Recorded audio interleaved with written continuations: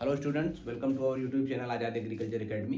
आज हम काफ़ी करीब 1.5-2 महीने बाद यूट्यूब पर क्लास ले रहे हैं, इसलिए आज एक नया टॉपिक शुरू करते हैं। एग्रोमेट्रोलॉजी। एग्रोमेट्रोलॉजी मतलब कि जलवायु विज्ञान, है ना। तो जैसा कि नाम से ही लग रहा है कि एग्रोमेट्रोलॉजी मतलब कि कृषि जलवायु विज्ञान या कृषि मौसम विज्ञान, है ना। तो अब इसमें ये आखिर एग्रीकल्चर के लिए क्यों इम्पॉर्टेंट है, इसका क्या यूज है, इस पर हम डिस्कस करेंगे। तो अगर एक लाइन में इसकी डिफिनीशन समझें तो ये क्या होगी कि बीइंग एन एग्रीकल्चर स्टूडेंट हमको एक डिफिनीशन की आवश्यकता होती है। किसी भी सब्जेक्ट को जानने से पहले उसको हम डिफिनीशन समझते हैं कि आखिर ये चीज़ होती क्या है, इसका यूटिलाइजेशन क्या है, इसका यूज क्या है। तो अगर एग्रोमेट्रोलॉजी की बात करें तो दो शब्दों से मिलकर बना है एग्रो और मेट्रोलॉजी, मतलब कि एग्रीकल्चर से संबंधित जलवायु विज्ञान का अध्ययन, है ना। तो इसमें अगर एक लाइन में कहें तो agrometeorology is the study of environment, study and use of weather and climate for the enhancement of agriculture production। अब जैसे कि जितने भी सब्जेक्ट हैं, चाहे एग्रोनॉमी हो, हार्टिकल्चर हो, उसी तरीके से एग्रोनॉमी ये मेट्रोलॉजी, तो मेट्रोलॉजी के भी फादर होंगे कोई, है ना। तो अब मेट्रोलॉजी के फादर किसको माना जाता है, तो father of meteorology, father of meteorology की अगर बात करें तो ये हो जाएंगे Luke Howard. Luke Howard considered as a father of meteorology. अब फादर ऑफ एग्रोमेट्रोलॉजी, है ना, फादर ऑफ एग्रो मेट्रोलॉजी, है ना, मेट्रोलॉजी, तो ये हो जाएंगे L.A. रामदास। L.A. रामदास, है ना, L.A. रामदास। तो याद रखना है कि ये जो L.A. रामदास हैं, इनको फादर ऑफ एग्रोमेट्रोलॉजी के साथ साथ में father of agrometeorology in India, ये भी अगर father of meteorology in India या father of agrometeorology in India तो भी L.A. रामदास ही होंगे, है ना। तो ये बात हो गई क्या, फादर ऑफ मेट्रोलॉजी की। अब जो है इसी में जो मेट्रोलॉजी क्योंकि आज हमने शुरू की है, तो मेट्रोलॉजी का जो सबसे इंपॉर्टेंट चीज होता है वो क्या होता है, वेदर, है ना। तो अब वेदर पर अगर हम डिस्कस करेंगे तो वेदर में भी जो सबसे प्राइम है वो क्या है, वेदर फोरकास्टिंग। वो क्या है, वेदर फोरकास्टिंग। तो हम इसी कड़ी में आज डिस्कस करेंगे किस पर, वेदर फोरकास्टिंग पर। फोरकास्टिंग,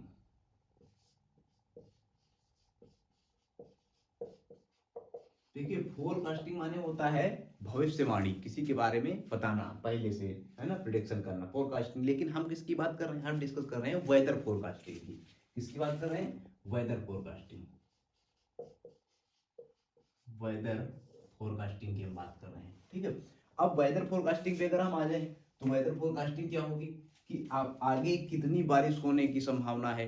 जो पूरा एग्रोमेट्रोलॉजी है, ये मेट्रोलॉजी है, उसका जो सबसे प्राइम है वो क्या है, वेदर फोरकास्टिंग। वही सबसे ज्यादा इंपॉर्टेंट है इसमें, है ना। तो इसीलिए जो हम स्टार्टिंग कर रहे हैं तो सबसे पहले डिस्कस करेंगे किस पर, वेदर फोरकास्टिंग पर। तो वेदर फोरकास्टिंग में ये जो होती है वेदर फोरकास्टिंग, ये 3 तरीके की होती है। कौन कौन सी, पहले आएगी शॉर्ट रेंज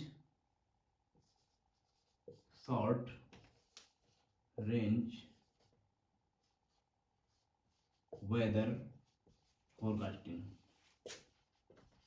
अब शॉर्ट रेंज वेदर फोरकास्टिंग का मतलब क्या हो गया, शॉर्ट रेंज वेदर फोरकास्टिंग जो होती है वो आगे 24 घंटे से लेकर 72 घंटे तक, है ना, क्या क्या होने वाला है।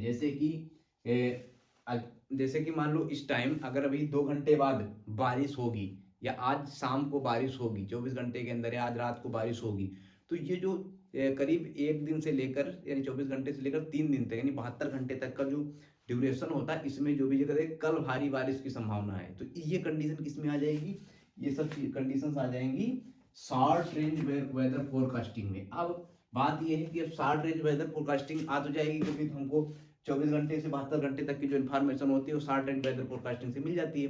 लेकिन अब बात यह है कि हमको क्या जरूरत पड़ रही है शॉर्ट रेंज वेदर फोरकास्टिंग, मतलब इसके बारे में स्टडी करने की क्या जरूरत पड़ रही है।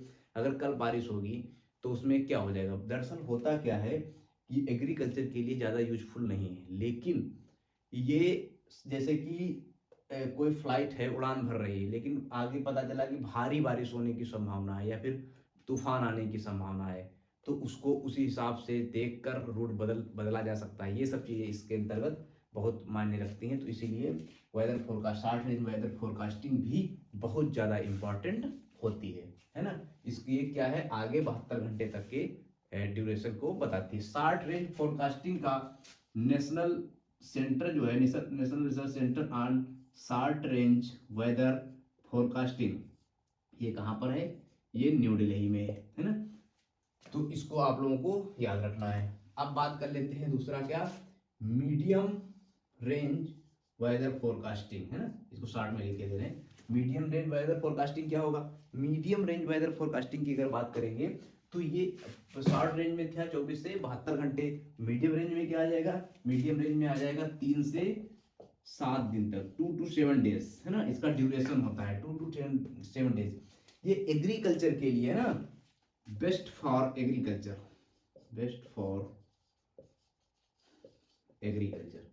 पूछा जाए एग्रीकल्चर के लिए सबसे ज्यादा इंपॉर्टेंट कौन सी फोरकास्टिंग है, तो ये मीडियम रेंज वेदर फोरकास्टिंग है ना।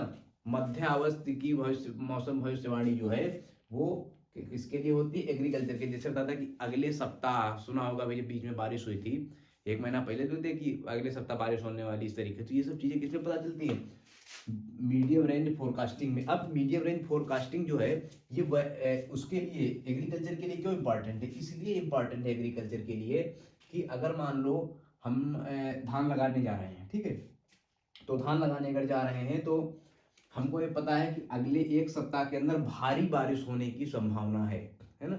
और हमको 4 दिन बाद धान लगाना है, तो हम ये जान रहे हैं कि 1 सप्ताह के अंदर अगर भारी बारिश होने की संभावना है तो हम उसमें अगर पानी नहीं भी भरेंगे, क्योंकि भारी बारिश होगी तो हमारा खेत वैसे ही भर सकता है, तो सिंचाई का पैसा हमारा बचेगा, पहली चीज। दूसरी चीज, मान लो कि हम मक्का बोने जा रहे हैं खेत में, आगे पता चला कि 2 दिन बाद या 1 सप्ताह के अंदर भारी बारिश होने की संभावना है, तो उसका मतलब क्या है कि मक्का अगर बुआई हो गई उसके बाद भारी बारिश हो जाएगी तो मक्के में नुकसान होगा, है ना। या फिर हल्का सा जर्मिनेशन हुआ होगा और मक्के के खेत में पानी भर जाएगा तो नुकसान होगा। तो इसीलिए हम अभी थोड़ी देर के लिए, थोड़े दिन के लिए हम अपनी बुआई जो है वो रोक सकते हैं। या फिर अगर बुआई हो चुकी है, पहले सिंचाई का समय आ गया है, लेकिन हमको ये पता चलेगा कि इस सप्ताह भारी बारिश होने की संभावना है, और हम क्या करेंगे, अपनी सिंचाई जो है वो पोस्टपोन कर देंगे, नहीं करेंगे, क्योंकि भारी बारिश जो होगी तो उसी में पानी ज़्यादा हो जाएगा, तो अगर सिंचाई पहले से होगी तो और ज़्यादा हो जाएगा, तो भारी नुकसान होने की संभावना है। इसीलिए ये सब एग्रीकल्चर के लिए बहुत ज़्यादा इंपॉर्टेंट होता है कि अगर 1 सप्ताह के अंदर भारी बारिश होने की संभावना है, हमारी कटी फसल जो है खेत में पड़ी है, तो हम उसको तुरंत उठा लेंगे, है ना। तो ये सब चीज़ें किसके लिए इंपॉर्टेंट है, एग्रीकल्चर के लिए। तो मीडियम ये बेस्ट फॉर एग्रीकल्चर। अब बात कर लेते हैं तीसरा। तीसरा जो है वो लॉन्ग रेंज वेदर फोरकास्टिंग, है ना। लॉन्ग रेंज वेदर फोरकास्टिंग, लंबी अवधि के लिए जो मौसम की वो भविष्यवाणी होती है, ये जो है लगभग 30 दिन से 90 दिन तक की होती है, 90 दिन तक की बताई जाती है। और लगभग साल में लॉन्ग रेंज फोरकास्टिंग 3 बार की जाती है ना, 3 times इन ए ईयर, है ना। तो एक साल में लगभग 3 बार ये वाली भविष्यवाणी की जाती है। इसी भविष्यवाणी के आधार पर मौसम का प्रिडिक्शन होता है, क्या कि जैसे पेपर में निकलता है कि इस साल पड़ेगी रिकॉर्ड तोड़ ठंड, इस साल भारी बारिश होने की संभावना है। ये सब चीजें किससे आएंगी, ये सब चीजें लॉन्ग रेंज वेदर फोरकास्टिंग के द्वारा पता चलती हैं। अब अगर भारी बारिश की संभावना होगी तो हम धान की फसल को चूज करेंगे, ठीक है। अगर भारी बारिश की संभावना नहीं होगी तो हम कोशिश करेंगे कि मक्का या फिर अरहर, ये सब चीज़ें चूज करें। तो ये भी एग्रीकल्चर के लिए इंपॉर्टेंट है। लेकिन ये ऑल ओवर जो भी है, पूरे मेट्रोलॉजी की जान जो है वो लॉन्ग रेंज वेदर फोरकास्टिंग ही होता है कि किस साल सूखा पड़ने वाला है, किस साल बाढ़ आने की संभावना है, किस साल ज़्यादा सर्दी पड़ेगी। ये सब चीज़ें कहाँ से पता चलती हैं, लॉन्ग रेंज वेदर फोरकास्टिंग के, यानी मौसम का प्रिडिक्शन जो होता है कि इस साल सामान्य वर्षा होगी, इस साल वर्षा अधिक होगी, है ना। ये सब चीजें किससे पता चलती हैं, ये सब लॉन्ग रेंज वेदर फोरकास्टिंग के माध्यम से पता चलता है ना। तो ये चीज हो गई क्या, वेदर फोरकास्टिंग के बारे में थोड़ी सी जानकारी हो गई। और इसी से पूछा जाता है कि IMD, इंडियन मेट्रोलॉजिकल डिपार्टमेंट, है ना, Indian meteorological department, meteorological department. इसकी स्थापना कब हुई? तो इसकी स्थापना हुई 1875। बहुत ज्यादा क्वेश्चन पूछा जाता है इंडियन मेट्रोलॉजिकल डिपार्टमेंट की स्थापना कब हुई? तो ये 1875 में हुई। इसके वर्तमान में जो है वो डीजी कौन है? इसके डीजी हैं मृत्युंजय महापात्रा। मृत्युंजय महापात्रा है ना, मृत्युंजय महापात्रा इसके डीजी हैं। तो ये एग्रोमेट्रोलॉजी की छोटी सी जानकारी हो गई उसके बारे में कुछ। अब अगले लेक्चर में हम एग्रोमेट्रोलॉजी के ही दूसरे टॉपिक पर डिस्कस करेंगे। और तब तक के लिए नमस्कार। वीडियो पसंद आया हो तो वीडियो को लाइक करें और शेयर करें। बहुत बहुत धन्यवाद।